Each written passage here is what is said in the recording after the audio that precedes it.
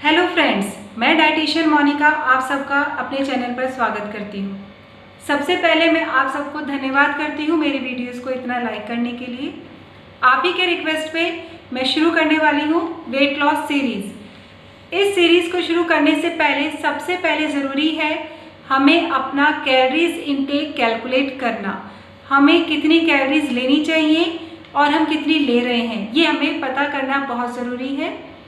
तो अगर आप सच में कैलोरीज को समझना चाहते हैं और अपना वेट लॉस करना चाहते हैं तो इस वीडियो को पूरी तरह से अच्छे से वॉच कीजिएगा, तभी आप समझ पाएंगे। अगर स्किप करके वॉच करेंगे तो आप इस फॉर्मूले को नहीं समझ पाएंगे।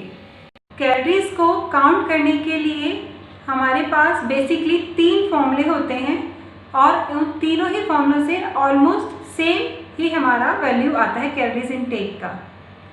सबसे पहला जो फॉर्मूला होता है वो फॉर्मूला इन जनरल हम डाइटिशियंस यूज़ करते हैं। तो देखते हैं हम डाइटिशियंस कितनी मैथ करते हैं आपका वेट लॉस करने के लिए। आपको इसके लिए एक नंबर याद करना होगा, वो नंबर है 22 अगर आप फीमेल हैं और 24 अगर आप मेल हैं।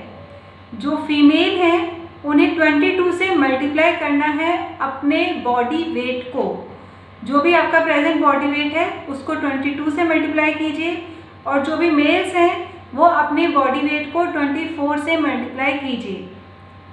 ये मल्टीप्लाई करने के बाद जो वैल्यू आपकी आती है इसको हम कहते हैं BMR, basal metabolic rate.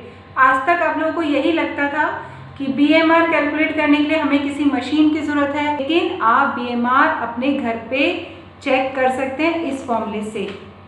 22 multiply by body weight, 24 multiply by body weight, ये हमारा हो गया BMR।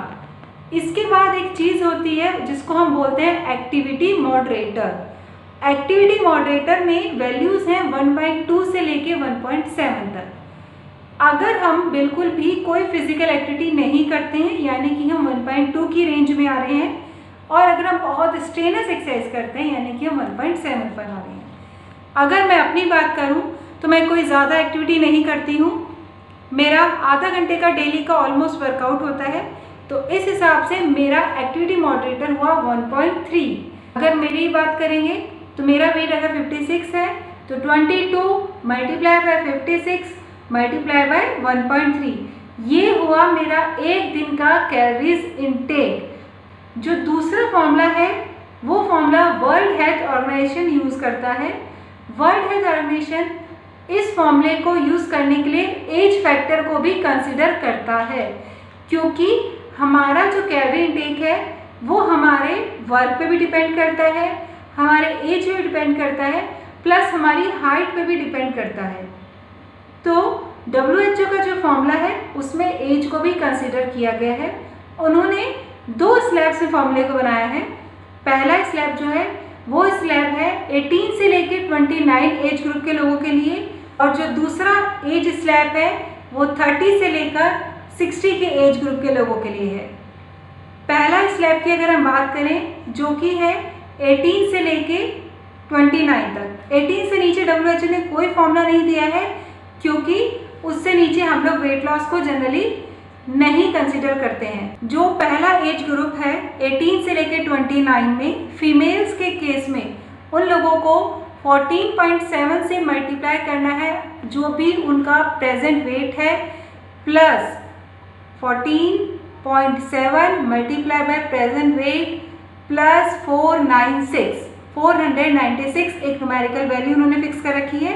इस तरह से जो भी कैलोरीज आपकी आएंगी वो आपका कैलोरी इनटेक होना चाहिए। सेम वे इसी एज ग्रुप में 18 से 29 के बीच में जो मेल हैं उनके लिए फॉर्मूला है 15.3 मल्टीप्लाई बाय जो भी उनका प्रेजेंट वेट है प्लस 679। इस तरह से जो भी वैल्यू आएगी वो उनका जो कैलोरी इनटेक है वो बन जाता है।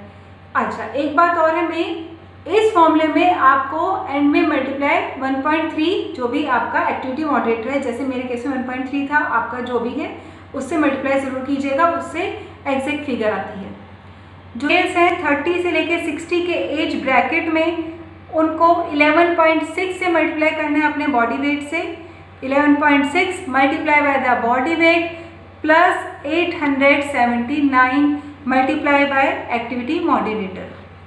अगर मैं इसमें अपने हिसाब से जो मेरा वेट है आपको फीड करके बताऊं तो मेरा एज ब्रैकेट 30 से 60 के बीच में आता है, तो मुझे 8.7 मल्टीप्लाई बाय 56 जो मेरा वेट है प्लस 829 मल्टीप्लाई बाय 1.3 यानी कि एक्टिविटी मॉडरेटर, इसको सॉल्व करके जो भी कैलोरीज आएंगी वो आप देखेंगे जो आपका जो पहला फॉर्मूला दिया है उसके ऑलमोस्ट इक्विवेलेंट ही है।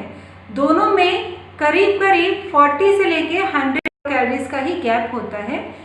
दोनों फॉर्मूले ऑलमोस्ट सही हैं, लेकिन दूसरे में क्योंकि हमने एज को भी कंसिडर किया है तो डेफिनेटली ये थोड़ा ज़्यादा अच्छा होता है।